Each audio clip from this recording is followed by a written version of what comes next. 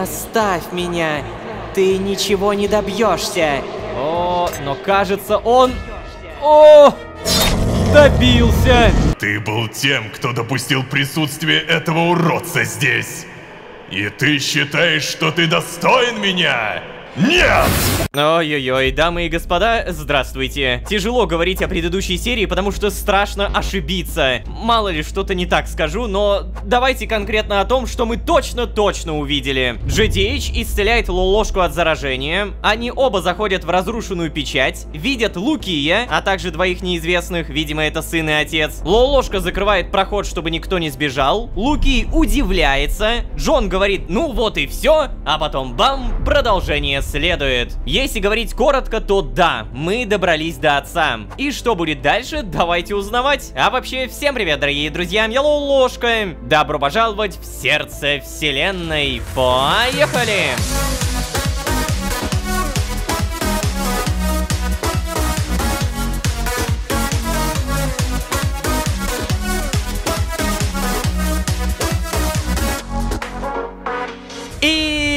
Снова всем привет, дорогие друзья, я Лолошка. Добро пожаловать в сердце вселенной. Сезон, в котором мы добрались. Отец и сын, вот они, буквально передо мной. Наконец-то, спустя кучу монстров, страдания, огромные походы, изучение истории и артефактов, мы разрушили печать. Печать, в которой неотвратимый отец, а также сын. Некий добряк, который все еще борется за то, чтобы сила матери шла во благо. Друзья, напомню, серия закончилась буквально на том, что я, Джон, Лукий, отец и сын остались в неизвестной черной пустоте, и бам, продолжение следует. Что сейчас будет, не представляю. Не будем тянуть, поэтому продолжаем через 3, 2, 1. Ай, да что же происходит? Хватит, пожалуйста. О! Мы играем за Лолошку. Окей, так, получается, мы начинаем с момента, на котором закончили, верно? О, поговорить. Джон, ты как, в порядке? Относительно. Пытаюсь продумать наш дальнейший план.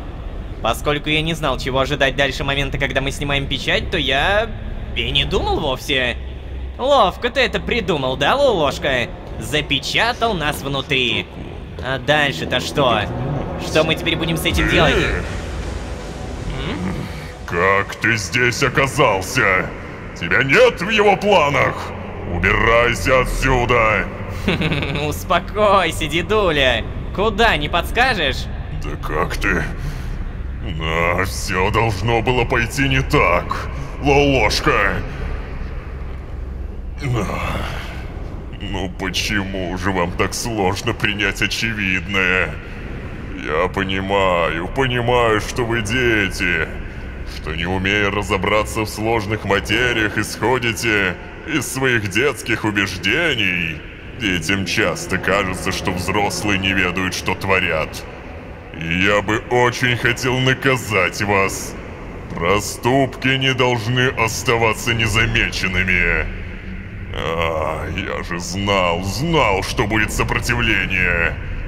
Но мы уже дошли до нашей цели, и ваши шалости не остановят меня. О, какая скука, опять ты заладил свои... Я не идиот, каким вы считаете меня. Хотя, признаюсь честно, тот факт, что у вас все же вышло провести развоплощение за моей спиной, поразил меня. О, пускай так. Даже несмотря на то, что воплотить тебя, Лолошка, сейчас снова не выйдет, это не помешает планам его. Ай-яй-яй, как же я разочарован. Увидев мир его глазами, ты так и не оценил возможности и силу, которые он волен даровать тебе. Твоя глупость, Лолошка, погубит тебя. Грешное ты дитя. Терпение отца не безгранично. Он не станет давать тебе шансы вновь и вновь. Я ведь говорил ему об этом, я же предупреждал. Он дал тебе шанс тогда, даровал еще один снова. А ты как был глупцом, так им и остался. Все достаточно. Лолошка, скажи, ты тоже это заметил? Что? А, вот эти искры. Да. Это что же получается? Да, это энергия. Это все ваши познания? Эй, вообще-то С не... чем же вы пытались бороться, если не знаете всего? Ох, впрочем, я не удивлен. Дети, в Архее связано все и все. Но, полагаю, он просветит вас сам. Как жаль, что все пошло не по моему изначальному плану. Мне следовало быть более внимательным. Окей. Я сам виноват. Мысль о скорой встрече с отцом ослепила меня. Что я слышу? О, Ослепило настолько, что ты соизволил забыть о своей первоначальной задаче? Нет, ничуть, нет. Я не забывал ни на одно мгновение. О, прошу. Все мои действия были направлены только на твое спасение, Тадмавриэль. Да ты ведь и сам это знаешь. Каждый день я проводил в службе тебе на благо твоего величия. О, я рад. Я так рад снова видеть тебя. Прошло столько времени с нашей последней встречи. Но теперь я здесь и снова могу говорить с тобой лицом к лицу. О, я ни на секунду не сомневался, что день нашего воссоединения вновь настанет. Да как ты смеешь? О, начинается. Прошу прощения, а мы можем обойтись без стереотипно-пафосной болтовни главного злодея, а? Уже было такое. Джон, мне кажется, это лишнее. Лукей, ты подвел меня. Подвел мои ожидания и надежды. А теперь обращаешься как к равному себе? Без капли должного уважения? Твоей наглости можно только позавидовать. На твоем месте я бы уже полниц и вымаливал прощение. Тадмавриэль, прошу тебя, чем же я успел прогневать тебя? Несчетное количество лет я провел служа твоей воле, и все это время я доносил до жителей Архея благо твое, не забывая искать способы освободить тебя. Всеми силами стараясь увеличивать твою мощь. Я был верен тебе с самого начала. Верен и теперь. Никогда не смей произносить мое имя, Лукей. Из-за тебя я все еще заперт здесь. Ты снял печать, но тут же позволил закрыть ее снова. И я не помню, чтобы звал тебя в гости. Я не виноват, что эти двое встали у меня на пути. Если бы ты позволил уничтожить их, я бы сразу... Молчать! Как смеешь ты сомневаться в моих планах? В моих словах? В моих указаниях? У тебя была простая задача, которую ты не сумел исполнить. Только слабые глупцы будут скидывать свою вину на кого-то другого. Ой, кажется, он Прими же перегибает. свою ответственность, не пытаясь... Стоп! Алло! Прошло так мало, а вы уже мне надоели своими разборками. Я не хочу быть свидетелем подобного. Это же скучно! Что тут вообще происходит? Так, ладно. Отец, сын... Да, ладно, это мы все вроде как и так знаем. Но что конкретно-то произошло? Мы не в курсе. Давайте о чем-нибудь интересном, пожалуйста. Раз уж мы застряли здесь, независимо от желаний и личностных предпочтений. Ах. Ну, самое время начать длинный рассказ о том, как вы докатились до жизни такой. Предыстория, мотивация злодея, подробности, проблемы. Я уверен, Тадмавриэль просто жаждет поделиться с нами своей историей. Я провел в твоем сознании достаточно времени, чтобы понять, что ты любишь болтать. Начни Сколько времени ты торчал здесь запертым? Наверняка ведь у тебя развилась какая-нибудь клаустрофобия. Я бы, если честно, не выдержал. Джон, мне кажется, что ты... Да, Лолошка, я понял, ладно. Но я не думаю, что я не прав. Иначе зачем были эти воспоминания в виде кинопредставлений, Архей. Архей был таким же миром, как сотни других. Местом, ничем не отличающимся от прочих. Расы Археев всегда жили обособленно друг от друга. Однако в те времена между ними существовали договоры и торговые соглашения. Каждая раса имела свои преимущества, свои сферы деятельности, в которых преуспевали лучше прочих. Люди в мастерстве освоили землевладение и разведение скота. Дворфы были мастерами работы с металлами и камнем. Птицы же славились своим охотничьим мастерством. Впрочем, на торговые сделки птицы всегда шли неохотно даже между собой. Орки зарабатывали на жизнь заказами и мелкой работой. Им это было проще всего, ведь в те времена орки были кочевым народом. Ну вот, это уже похоже на историю. А вы? А мы, эльфы, имели огромную предрасположенность к науке. Исследование, открытие. За наше изобретение люди были готовы отдавать немалые суммы. Но куда чаще мы просто меняли товары на нужные нам. Чего уж говорить о даже простеньких артефактах. То, что большинство рас называло чудом, мы называли научным достижением. Дворфы поставляли нам заготовки, а мы использовали их в зачаровании. Я был одним из тех, кто старался не просто использовать открытое, но и находить новое. Так и запишем. Борец за прогресс. Эй, дитя, не перебивай его. Научный совет единогласно окрестил меня отцом науки. Ага. Так вот Каждый мечтал попасть ко мне в ученики или ассистенты. Но нет! Я не мог допустить каждого. Я предпочитал работать один. Работа с кем-то в моем случае могла лишь мешать. Не нашлось никого, кто хоть в половину смог бы достигнуть моего уровня. Учить кого-то? Тратить время и собственные силы на то, что никогда не окупится? Нет. Я желал большего.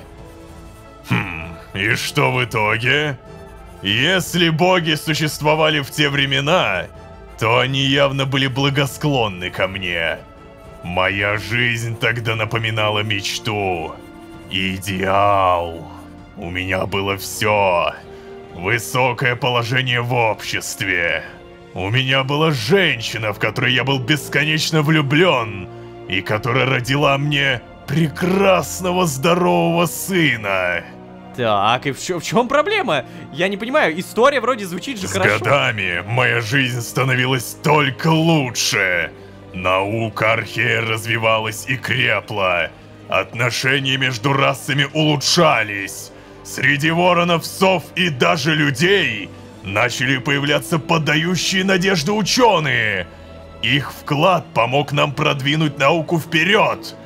Но эльфы оставались центром исследований, а я оставался центром для эльфов. Я был счастлив и доволен. А потом случилось то, чего не ожидал даже я. Впрочем, этого никто не ожидал.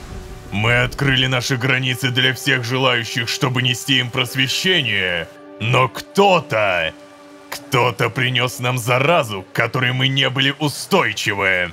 Этот неизвестный недуг сразил нас стремительно и летально. Увы, технологии эльфов еще не были развиты до такой степени, чтобы предотвратить эпидемию. Трагедия коснулась и меня. Терраса, моя любимая жена, Она была одной из тех, кто подвергся этой болезни. Но нет, я не отдал ее в руки лекарей. Я понимал, что больничные покои, в которых лежало по 10 эльфов, это не то место, где есть шанс на излечение. Я знал, что со мной у нее больше надежды. Теперь мои дни и ночи проводились не просто на благо науки, но во имя поиска лекарства. Я пытался найти его. И это помогло. Отчасти. Терраса лишь продержалась дольше остальных.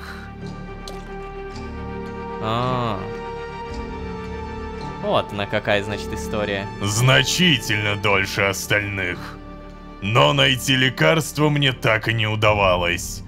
Моя любовь словно дивный цветок. Она усыхала прямо на моих глазах. Каждый раз она просила меня, чтобы я отпустил ее, чтобы я не играл жизнью.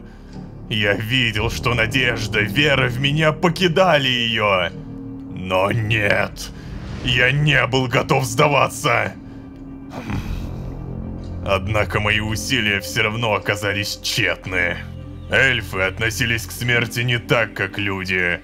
Мы верили, что за чертой жизни мы можем вернуться к духам предков. Туда, где всегда будет спокойно. Поэтому даже такие ужасающие смерти не приравнивались к трагедии. Терраса, наоборот, была рада избавиться от мук ее болезненного вместилища. Вот только я не мог разделить этой позиции. Я знал, что весь мир еще не изучен. Я знал, что что-то упускаю. Я знал, что смогу вернуть мою Террасу. Это не мог быть ее конец. Боги не просто так были ко мне благосклонны. Смерть моей возлюбленной явно была просто ошибкой, которую я намеревался исправить. Нужно было только найти способ. Ага. Вот почему он все это время был в науке. И я наконец нашел. В одну из ночей я так перетрудился, что поддался сну прямо на рабочем месте. И в том сне со мной связалась она. Существо куда более высокого порядка, чем многие могут себе представить. Но, насколько мне известно, с ней вы уже встречались. Да, это Она связалась со мной первой. Тогда я и подумать не мог, что существуют создания настолько могущественные. Мы не общаемся со смертными, но мой путь закончится здесь, и я следила за вами. Ты сумел заинтриговать меня, смертный. Да? Кто ты? Я чувствую твое горе, хоть мне и чужды эмоции. Пытливость твоего ума превосходит способности всех в этом мире. Ты ценишь учение и изучение. И все это с самоотверженностью, на которую способны только смертные. Я знаю, чего ты ищешь, но этого я не могу тебе дать. Однако мне есть что дать тебе, эльф. Тебе нужно найти меня. Ой, сначала я решил, что это всего лишь сон, навеянный моим переутомлением. Но ее слова не отпускали меня. Внутри я чувствовал, что это не бред усталого сознания. С каждым мгновением во мне росло чувство уверенности. Она может помочь мне. И я решился. Мне было нечего терять, поэтому я отправился в дорогу.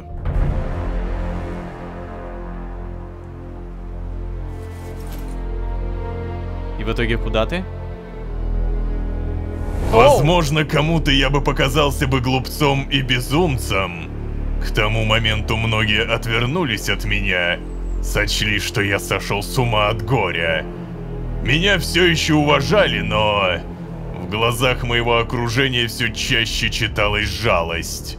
Но я знал, что я верну свое положение и веру в меня. И я нашел ее! Увиденное поразило меня до глубины души. Уверен, увидеть ее остальные архейцы незамедлительно сошли бы с ума. Вероятно, мне повезло, что я сумел найти ее первой. Ты нашел меня.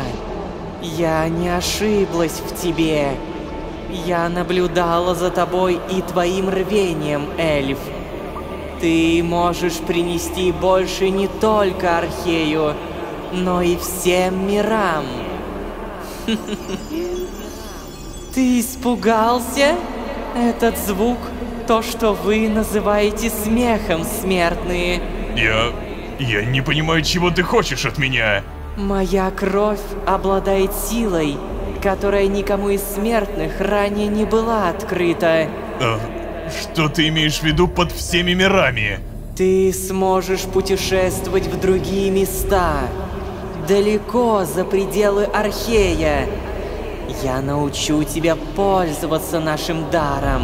Ты хочешь безвозмездно помочь мне? Почти.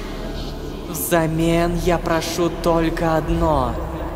Ты должен отречься от несбыточных мечтаний о победе над смертью. Посвяти свою жизнь живым. Оставь мертвых смерти. Да. Хорошо. Возьми мою кровь. Наша сила не должна принадлежать только нам. Я готова поделиться ею, и ты должен быть щедрым для остальных. То есть он ее по сути обманул. В тот момент я ощутил такой прилив сил, что казалось, я вознесся к божествам. Я стал экспериментировать. Мирохождение — штука соблазнительная. Но зачем мне другие миры без нее? Я все равно собирался вернуть Террасу к жизни. Ну короче, он ее обманул. Я собирался отправиться исследовать миры вместе с ней. Терраса должна быть рядом со мной. Она должна быть свидетельницей моего гения. И все это злило ее. Эльф, ты обещал мне. Я доверила тебе нашу силу, но ты распоряжаешься ей безрассудно. Я доверила тебе силу, потому что ты пытлив, и ничего в этом мире не держит тебя. С этой силой ты можешь нести науку в те миры, которым до нее далеко. Но вместо этого ты тратишь мои силы на одну единственную жизнь. Я уже говорила, моя кровь не предназначена для экспериментов. Она не предназначена для воскрешения. Нет ничего, что могло бы вернуть мертвых. Я не считаю, как мне подобные, что смертные не могут обладать нашим даром. Но если ты не остановишься, мне придется поменять свое мнение. Если ты не остановишься, все миры, все существа лишатся шанса обладать нашей силой. Но она не могла.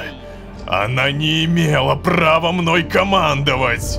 Я устал объяснять, а она устала слушать. Угрозы не были пустыми, я знал это. Поэтому решил действовать сам. Он ее решил обмануть. Я знал, что кровь подобного существа так просто не добыть. Запасы собранной крови были ограничены, а без нее мои эксперименты были обречены на провал. И в итоге он начал думать, да.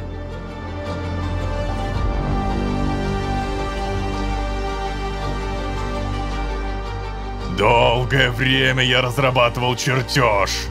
Я начал готовиться заранее. Вероятно, мне повезло, что мой план не был предугадан и прочитан ею.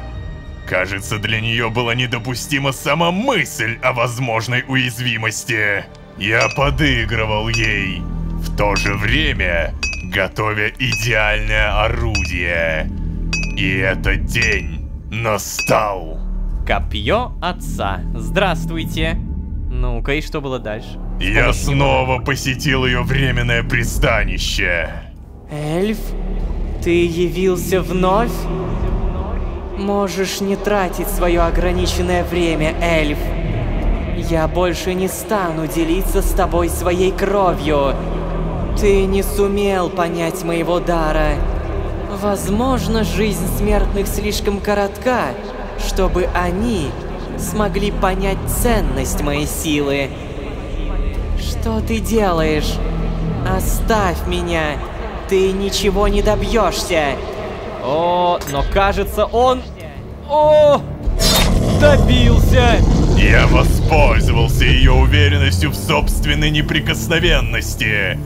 И благодаря этому мои запасы больше были не ограничены.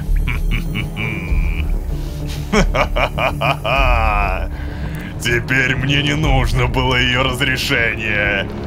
Она перестала являться мне, перестала разговаривать со мной. Но мне это и не нужно. Я продолжил добывать кровь. Я продолжил изучать ее, использовать. Вот только найти ответа все так же не удавалось. Но мы помним, как ему удалось. Ой. Боже мой. А остальное вы и так уже знаете. Я не сумел вернуть Террасу. Но обретя новую силу, я понял, что она и не нужна мне. Все это время попытки вернуть ее ограничивали меня, тянули назад. Моя сила всегда была только во мне самом. Никто для этого мне не нужен. Батюшки. Вот чего стоит любовь отца. Я не собираюсь оправдываться перед пришельцем из другой реальности. Ой, да ладно. Чего ж так грубо-то? А что насчет гостеприимства? Ай.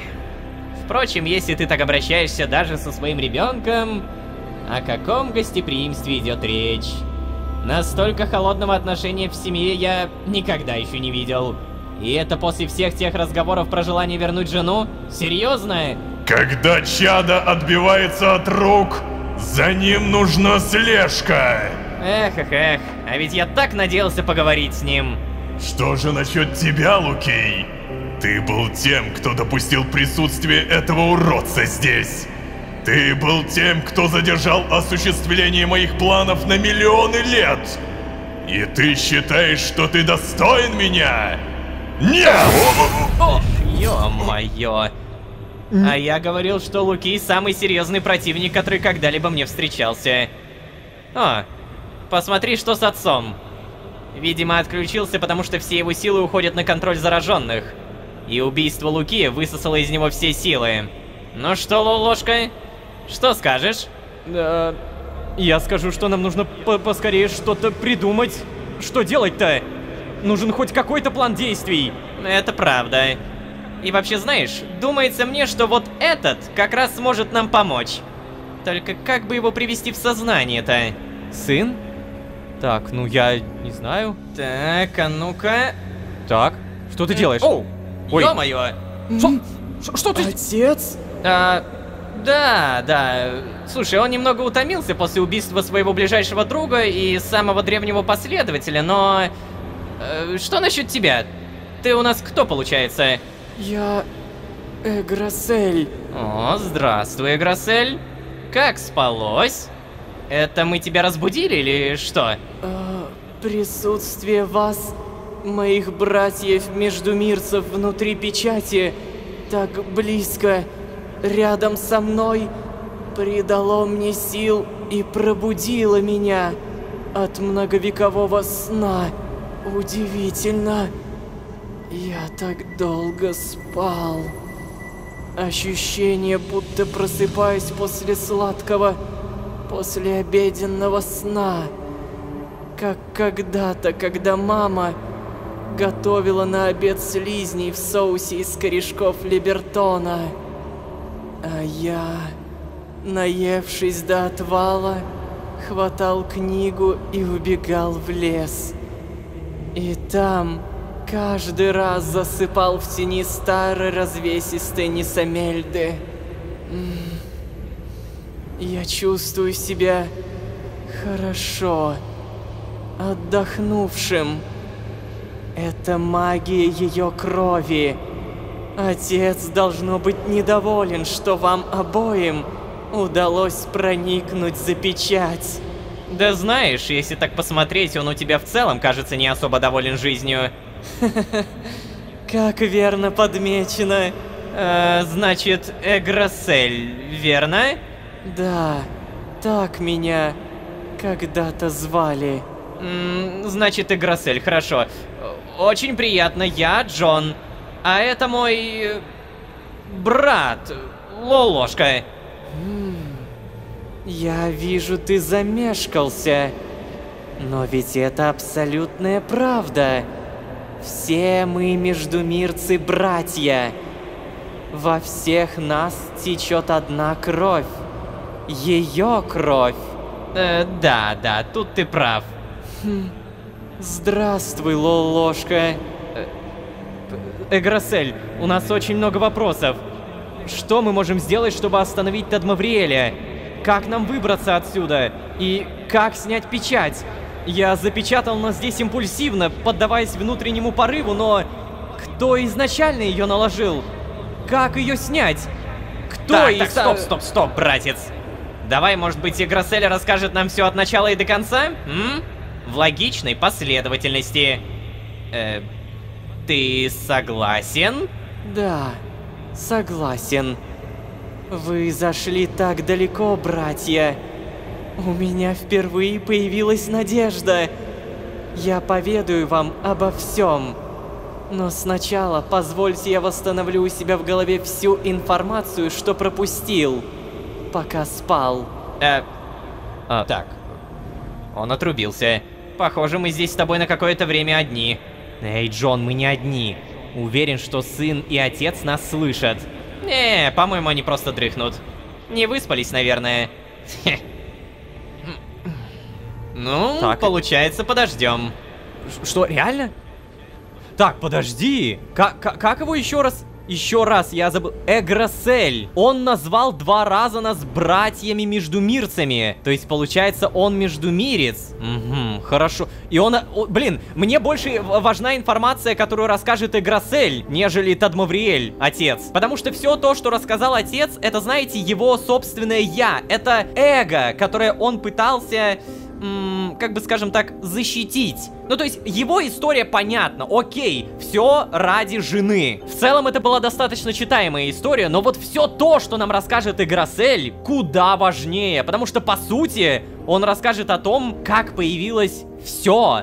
Междумирцы, мироходцы, каким образом из силы матери появились мы. О, пожалуйста, хватит спать. Ну ты только что поспал, черт возьми. Тебе что, миллиона лет не хватило? В общем-то, дамы и господа, мы в печати. И мне не совсем понятно, Луки в итоге умер или не умер. Знаете, несмотря на то, что Луки все это время нам перечил, но он же и помогал. Что-то как-то мне не хочется, чтобы его вот так вот все закончилось. Его жизнь, имею в виду. Ты погляди, он прям реально запитывает. Просто постоянно отовсюду, из всего Архея забирает силу. Вот и изовсюду, прям реально видно это. И отдает сюда. По сути, оборви вот эту ниточку.